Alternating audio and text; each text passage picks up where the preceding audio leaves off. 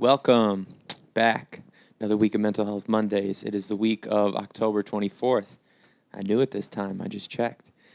Back again. Here we are. Another week. Still kicking. Still pushing. Somehow, some way. Again, that's no small feat. You should be proud of yourself that you're still here. And we're just going to get right into it, I guess. Let's see. I don't even know what I'm talking about today. Today I decided to shoot first thing in the morning, which I don't often do. Usually I lazily slump into my Sunday, which is very nice sometimes. It's a nice recharge day. A little football, a cup of coffee in the morning. It's nice. I like the when I first moved to the West Coast, to Los Angeles, I hated having to get up early in the morning to watch football. Early in the morning. That's how you could tell I was 21 years old when I moved here. 10 is not early in the morning. But I used to hate having to be alert at that time. But the more I've grown older, the more I love it. I love the sports schedule out here because it's like, all right, by the time all the games are over, you still got time to do what you want to do. So I enjoy that. But yeah, usually I just kind of slump into Sunday, and then once the Jets either break my heart or make my day, I record the podcast. So today I'm doing this pre-Jets game and pre-disgusting, horrid, putrid Yankee game. So we'll see how it goes. I'm still even drinking my morning coffee, which is the best. I love coffee. It's the best. It makes you feel good inside. Yeah, this week, I guess it's just another reinforcement of all the things I continue to talk about. One being look good, feel good, play good. I talked about it last week a little bit, very briefly, talking about going to the mall. But I just was thinking about it because I was looking in the mirror to straighten myself out before especially since it's first thing in the morning. I probably still have crust in my eyes, actually. But whatever, who cares? Oh, I do. I just felt one. No, but I was looking in the mirror. This is really professional to just be scraping crust out of your eyes during the podcast. Anyways, I was looking in the mirror to straighten myself up for this, picking what to wear, which is so silly. It's like, why does it matter? I didn't really pick. I just threw a hoodie on. I don't want to sound like I'm ridiculous, and in the moment, I was like, this is so stupid. Why do I care that much? But again, in the back of my head was the whole look good, feel good, play good thing. I'm looking in the mirror, I'm like, shit. I haven't shaved in a few days. I haven't cut my bald head. That's why I'm wearing a hat. And it just reinforces, like, it's okay to take pride in how you look and how you present yourself. You don't want to get caught up on what other people think too much. But the fact of the matter is, most people feel better when they are put together well, dressed well, groomed. I know it sounds so dumb, and especially if you're a woman listening to this, you're probably like, duh. But guys don't always take care of themselves too well, and I'm telling specifically to the fellas, take care of yourself. Take care of yourself, groom yourself, put on deodorant, put on cologne, wear that nice watch. It makes you feel more confident. It just puts you in the right mental frame to attack your day, to attack whatever you're going after.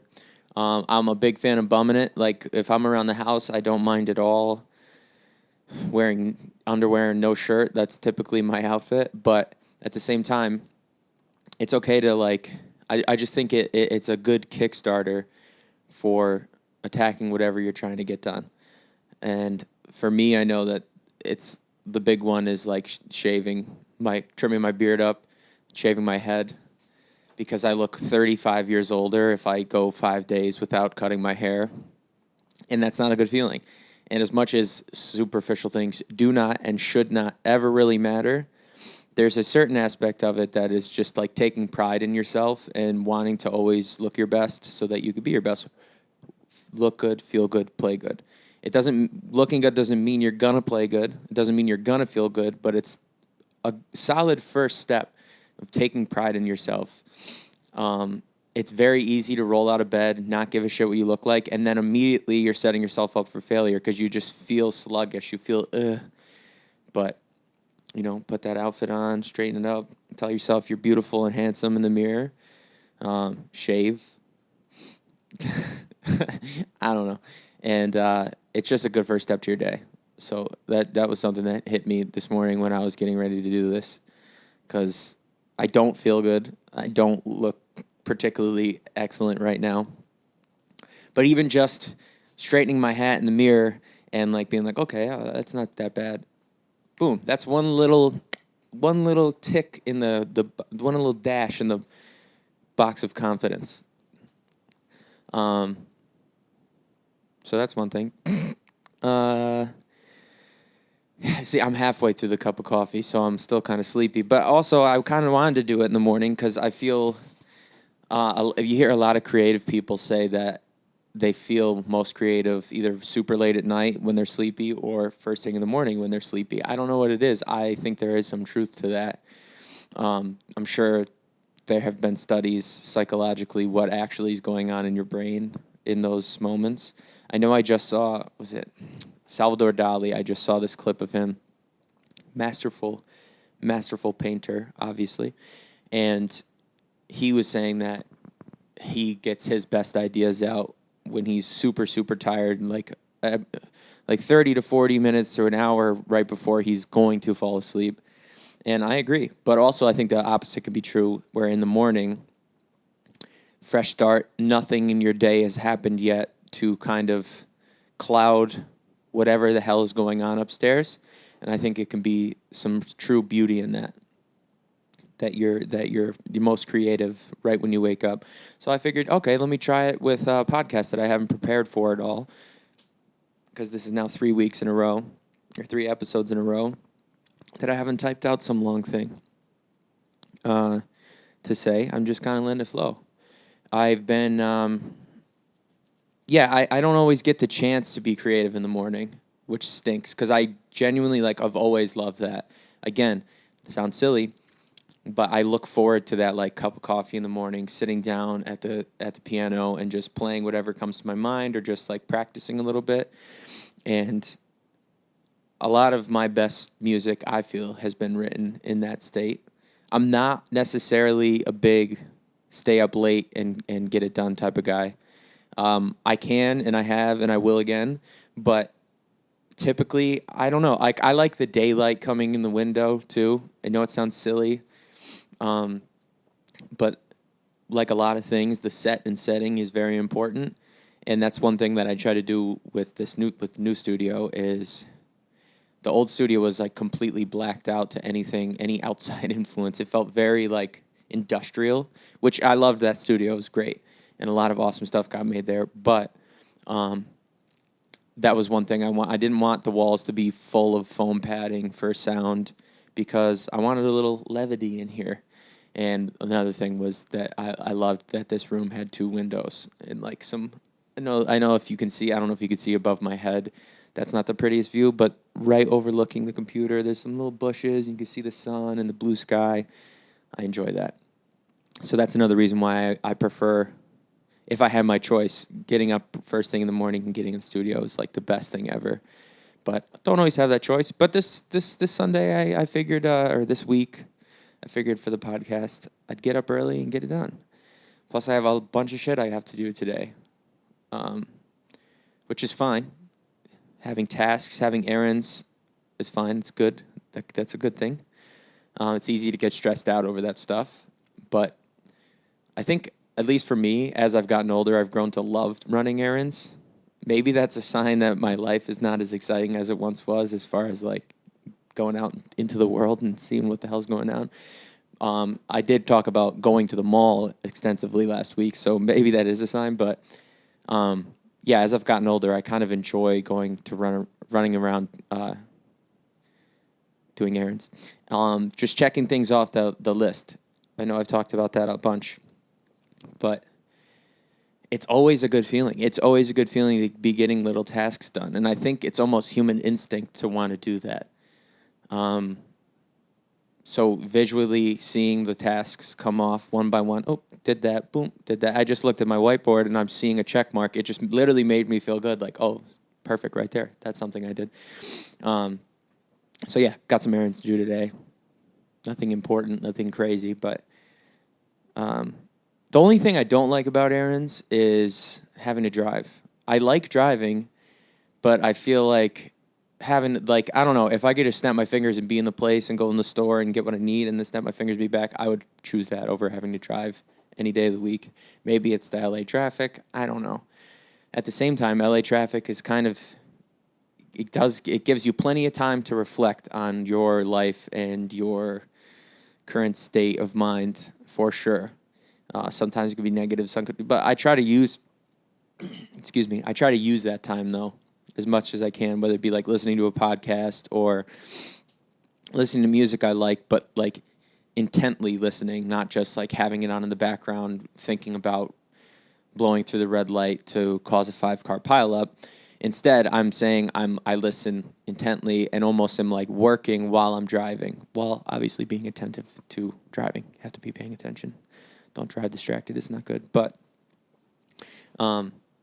that's a funny little byproduct of LA traffic that you don't necessarily hear often. Is it gives you plenty of time to reflect. Now, I don't love the aspect of the fact that I'm wasting hours and hours and hours and hours and hours and hours and hours of my life in traffic. That's no good. That's no bueno. I don't want that to continue much longer. But when your reality is what it is, you got to be able to adjust. So one of the ways I do that in stupid, dumb traffic is by, like I said, listening to music, specifically dissecting it, not just listening to it to pass time. So it's like I'm getting something done at least. Or sometimes I find myself, which is funny because I'm a musician. You'd think the second you get in the car, I almost just said tune the radio. Who does? No one does that. You plug your phone in, get to a playlist or something, album, whatever, just to set yourself up, get the music going right away. But there are a lot of times where I don't even play music, and I think it's just a great time to just let my mind wander, especially if I'm alone, because it's just a good time to be alone and kind of take a mental inventory. Yeah. So I got some errands to do. So that on top of wanting to just kind of see how it went first thing in the morning and knowing that your brain tends to be a little more creative first thing in the morning, I was like, fuck it, I'm going to do the podcast first thing in the morning. So we'll see. I kind of like it. Plus, it takes so much time to like shoot it, edit it, all that stuff. And maybe it shouldn't take as much time as it does, but that's just my workflow. It just does take me quite a bit. So doing it first thing in the morning kind of like gives me some time rather than finally finishing it right before I go to sleep every Sunday. And then it's like my whole Sunday is this. And I want to put time into it, but I don't think it should require as much effort as it has. So I think maybe I'll stick with the first thing in the morning thing. What else?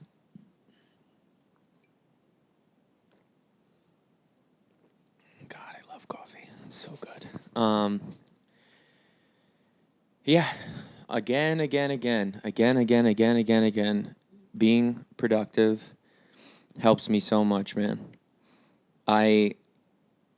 It's like a day-to-day difference where on one day, if I'm not productive, I just feel like a piece of garbage.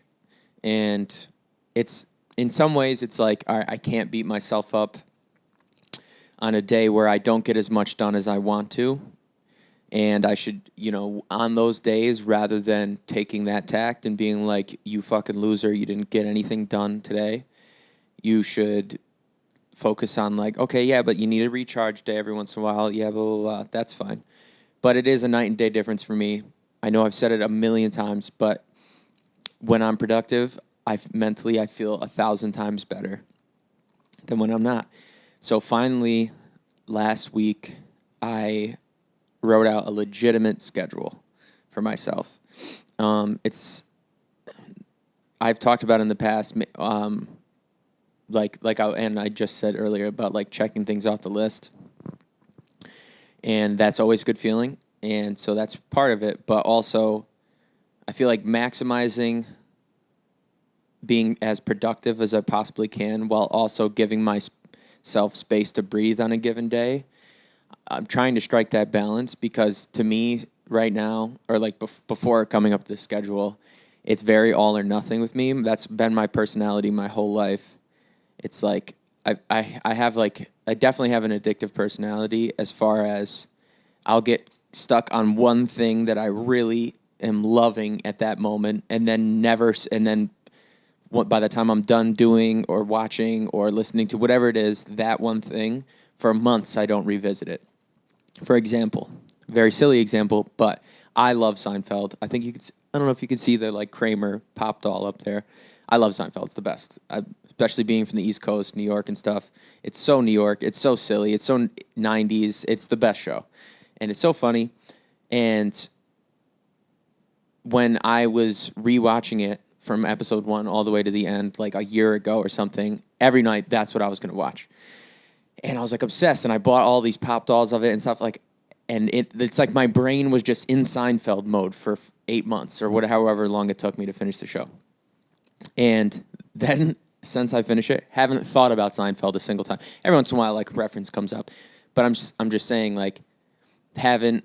It was just like all Seinfeld all the time in that period of time, and then last night I haven't watched it in quite some time, and then last night my girlfriend was like, she was like starting to fall asleep. She can't sleep with the TV on. I used to always sleep with the TV on, so it's a bit of an adjustment for me. And I know that's not good, so I'm fine with not sleeping with it on nowadays. But I just wasn't tired. It was Saturday night. It wasn't that late to me, so I was like, I kind of want to keep watching TV. But we were watching something like some creepy documentary, so she was like, well, why don't you just put Seinfeld on or something? And I was like, huh. Oh, yeah, I love that show. Put it on, loved it. Now I'm like, I can't wait to watch it again later if I get some time. I don't know what it is. That is something about me that has just always been true. I get on these little waves of obsession, and beat it to death. And then when I'm finally feel over it, I just like have no use for it anymore. And I feel like I've gone through phases like that with music as well, where I'm like every day in here all the time, and then for 2 weeks, nothing. And I haven't done that in a while, which is good. But I guess the reason why I'm saying all this is because of the whole schedule. I'm trying to strike the balance between being productive and giving myself time to like just breathe and relax and focus on my mental health. Because for me, it seems to be kind of all one way or the other. And I know that's not good. Hard work is good. Hard work is needed. No one's ever been great at anything without an immense amount of hard work and sacrifice and putting the hours in. That's 100% true. But also, I think that there is such a thing as balancing your happiness with that. And now I am happy working. I love working on music, and that's all I want to do with my time. But throwing myself into it 100% full bore with no like rhyme or reason, like I am throwing myself into it still with the schedule like 100%. But I'm saying having like no set, okay, this is what I'm trying to achieve, and just going and going and going and going and going, that's what I think has led to these periods of the letdown of like, okay, there's a million factors, but like, okay, I'm good for now. I don't really feel like getting in there anymore. Versus having a set schedule of like, for example, I'm looking at the schedule on Monday, rehearse for the live show, work on some new music, interact on social media. On Tuesday, rehearse for the live show, shoot and edit a cover. Okay? What I'm saying is, rather than just getting in here and just being in here, locked in here for hours without a goal, I'm finally have laid out like, all right, on Mondays, this is what I'm trying to get done. And once I get that done, I have no reason to feel anything other than accomplishment. And also will have time to kind of like decompress from it and not be so insane in here to the point where it kind of like pushes me away from being in here every day. And I do think I do need to be in here pretty much every day in the studio, working out, I don't know, like practicing and stuff, not just making new music, But musicians practice. The best musicians in the world still practice every day at 50, 60, 70 years old. So I don't know. I'm just excited, I guess, about like having a schedule that I can see right now on my little whiteboard and be like, okay, all of that makes sense, and I'm excited to do all those things, and I think it's going to be a good way to avoid my kind of addictive, obsessive personality, going so full bore on stuff with no rhyme or reason, and then just eventually letting it go for a couple weeks or whatever. So I'm excited for that. And also just in general, right now my main focus is preparing to play live. I think I talked about it a little last week, but now like in that time since last week's podcast, even more so, I was like, oh, 100%, this is what I need to be focused on. So in my schedule, I do have a couple days still parsed out to like work on new stuff, because I have a bunch of new stuff like kind of almost ready. But I need to be focusing a little more time on rehearsing to play live, because it's a whole different thing. It's not just, sorry, this chair is bugging me. It's not just like putting on a beat or like having a DJ like it used to be, having a DJ put on a song, rapping / singing the song. Okay, next song. It's a whole different thing that I'm doing, and it's way better personally, because I'm playing every instrument and rapping and singing. But the thing is, I have to kind of compose it out. So it's like, okay, I'm starting this song off with the guitar. So I have to give myself enough time to play whatever the guitar melody is in the song, put the guitar down, and go over to the next instrument. I have to like kind of practice and choreograph every little move out so that I have enough time to get to there. And like, it's been exciting and fun, but it's definitely something that before I go play live, I want it to be second nature. And so that's why I feel like that needs to be most of my focus right now. And I just think I listen to a lot of comedians' podcasts, and they're constantly talking about how just like hanging out with other comedians, being in the comedy clubs, all that stuff is so important. And I think that like for this niche of music that I'm going for, that's 100% true in my circumstance as well. That like being that it's real music, and I don't mean to say real music as if any genre of music is not real, being that it is more musically driven and that it is a little more sophisticated, I guess, musically, being that there's live instrumentation and all that stuff, that I need to be in those rooms. I need to be at these little venues and like getting to know people. And whereas when I was strictly making hip hop, I felt like that was the last thing I needed, because frankly, a hip hop show is just not that enticing to me personally. How many times we performed, and no offense, I don't mean anything. I'm not saying anyone by name, but the openers were fucking horrible, and no one at the show wanted to be at the show. Versus when you're making music like this, it's like, oh yeah, everyone there is like super psyched to be hearing great live music. So I just like know that I need to be in those rooms, and I want to be in those rooms. So focusing on the live show aspect of it is definitely like an avenue that I have been putting most of my time into in this newly scheduled Frank thing that I'm doing. And I'm excited about it. Also, shout out to Tim Obzud. Oh my God, I said Ozbud. What a terrible friend.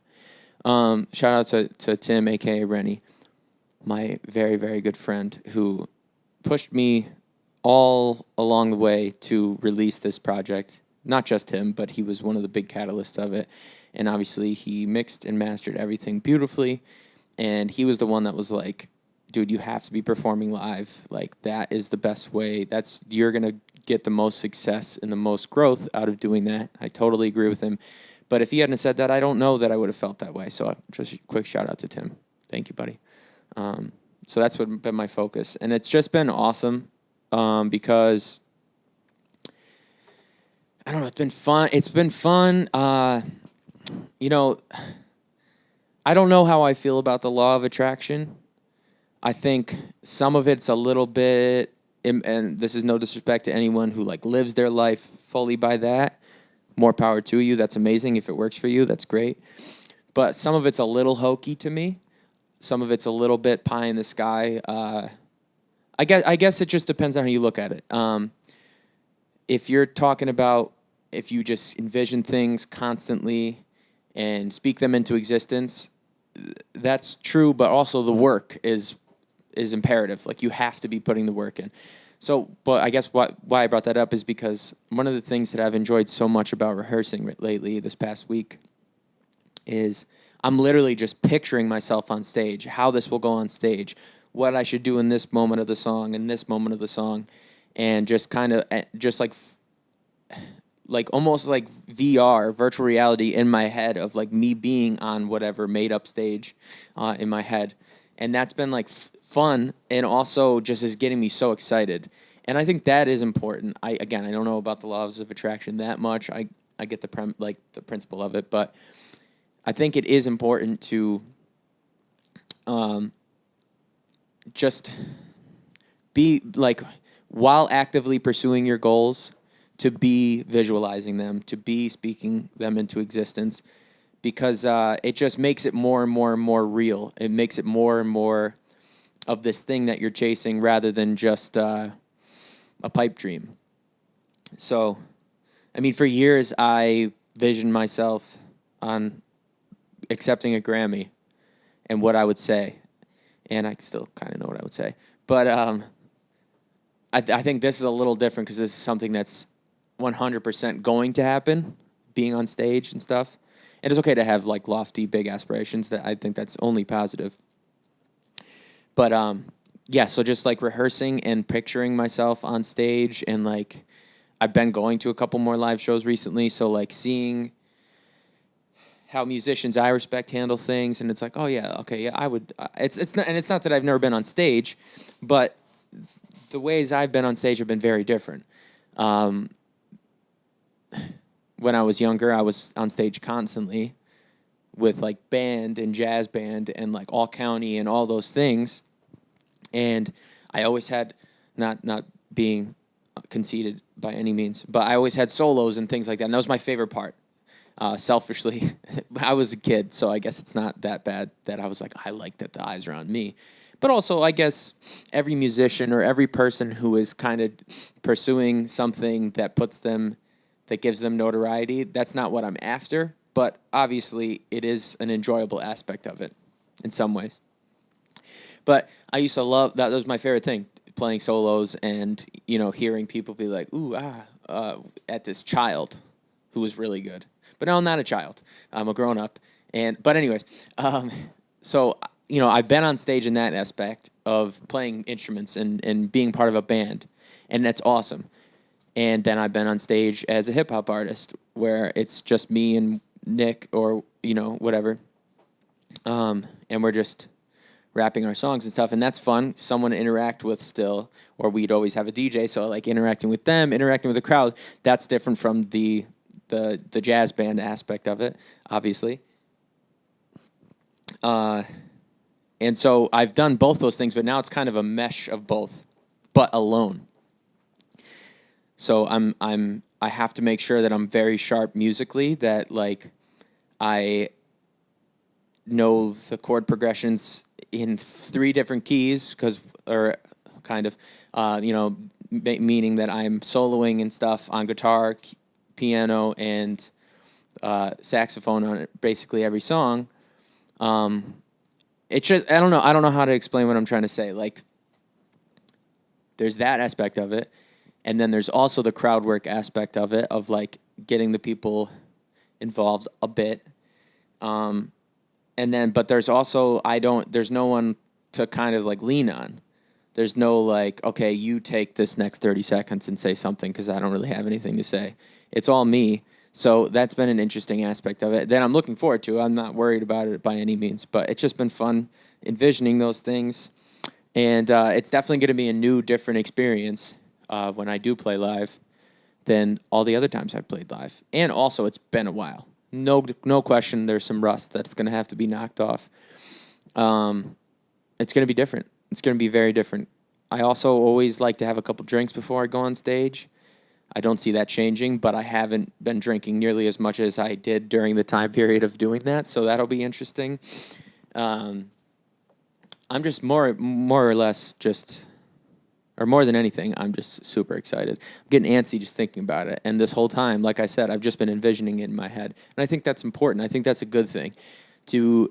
It's kind of like bringing back to the look good, feel good, play good. The old adage of dress for the job you want, not the job you have. I think visualization in a lot of ways is kind of like that too, where it's like, okay, I'm in the studio right now working hard, rehearsing every day, and while playing and while I need to be ultra focused on the way I'm playing things and the way I'm moving around and stuff, still I am envisioning in my head doing this on a grand scale, on a stage, in front of real live human beings. And I think that's only positive. I think that's only setting myself up for success when that opportunity does come very shortly. So I'm excited, man. I can't wait. I just can't wait. There's nothing like it. Again, with when we were just making hip hop music, and like, I don't even know if you could call it hip hop towards the end. It's very sad and emo-y, kinda.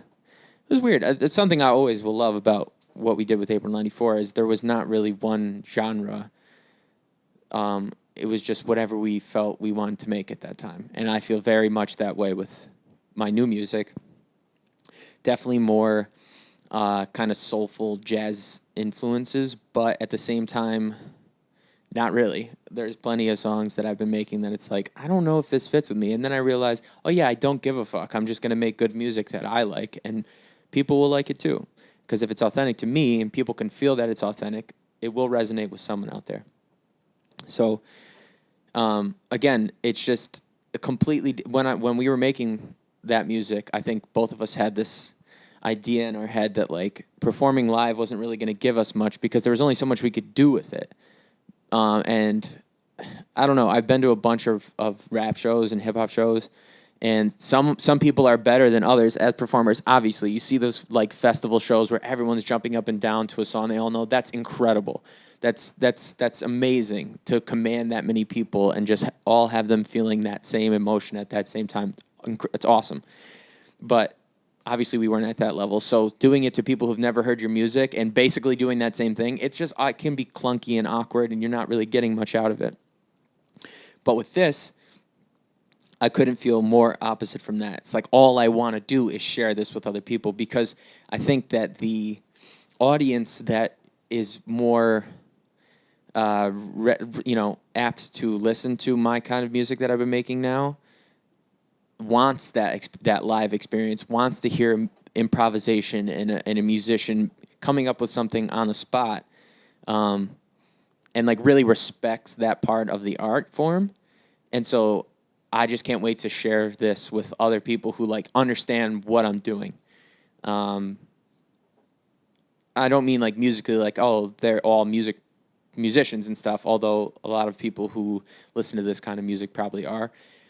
But I'm saying like understand what I'm doing in terms of like can have a little higher level of respect of like, wow, this is awesome. I guess that's what I mean.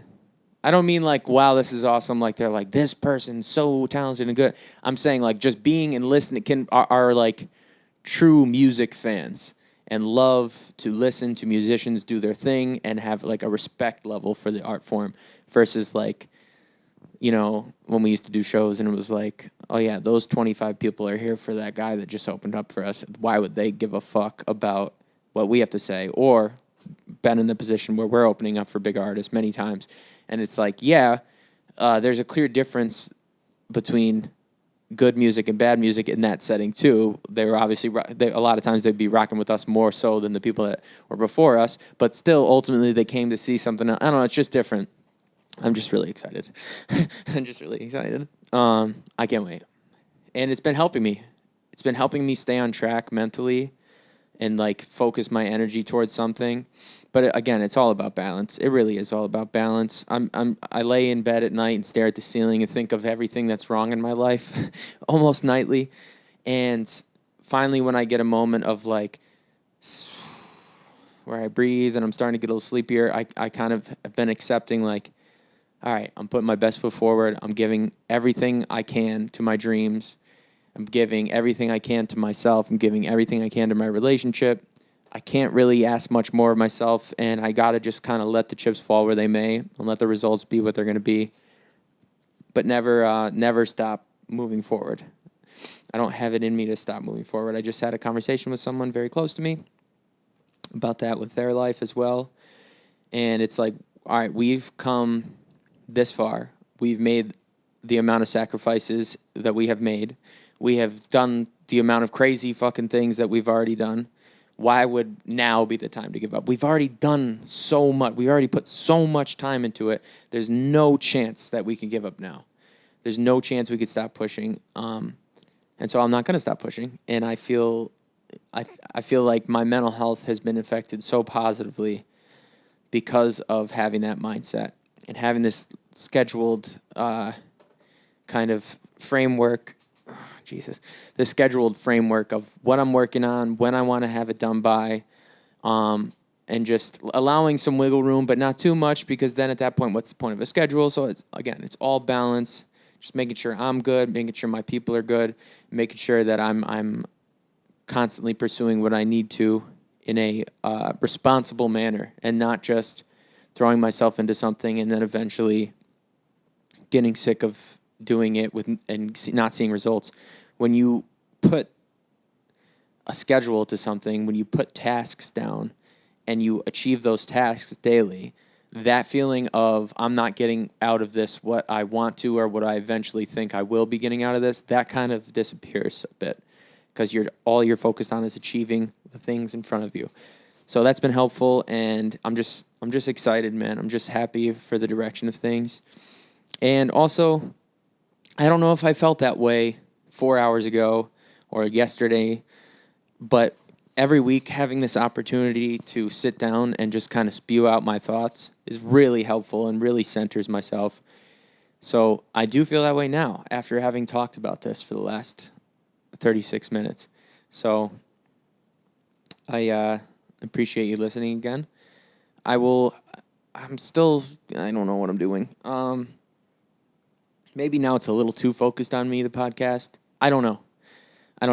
I think I need to be a little more prepared in the beginning and write out some stuff that I've been thinking, specific to mental health and how it can apply to other people, and then kind of just talk.